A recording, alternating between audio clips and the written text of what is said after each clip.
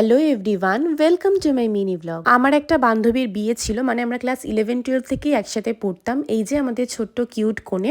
আর কি জানো তো, ওই 11-12 থেকেই আমরা চারজনে একসাথে সবকিছু করতাম, আর এখনো আমাদের ফ্রেন্ডশিপ সেইভাবেই আছে। বাকি তিনজনের বিয়ে হয়ে গেছে, আমার বিয়েটাই এখন হওয়া বাকি আর কি। তো বিয়ের দিন সকালবেলায় সবাই মিলে যাচ্ছিলাম গায়ে হলুদের জল আনতে। নাচানাচি করে জল এনে তারপরেই শুরু হয় গায়ে হলুদের পর্ব।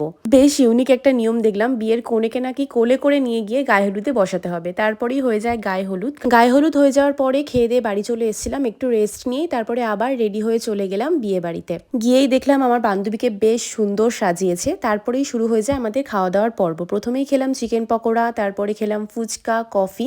অনেক দিন পর 4 মূর্তি একসাথে হয়েছি। 3 মূর্তি গল্প করতে করতে দেখলাম কি আর এক মূর্তির অলরেডি বিয়ে শুরু হয়ে গেছে। আর দেখো ফাইনালি সিঁদুরদানও হয়ে গেল। কি সুন্দর মুখটা চেঞ্জ হয়ে যায়, তাই না? যাই হোক, রাত্রের খাবার দাবার খেয়ে আমরা সবাইকে টাটা বলে বাড়ি চলে আসি। আর তোমাদেরও ব্লগটা কেমন লাগলো জানিও।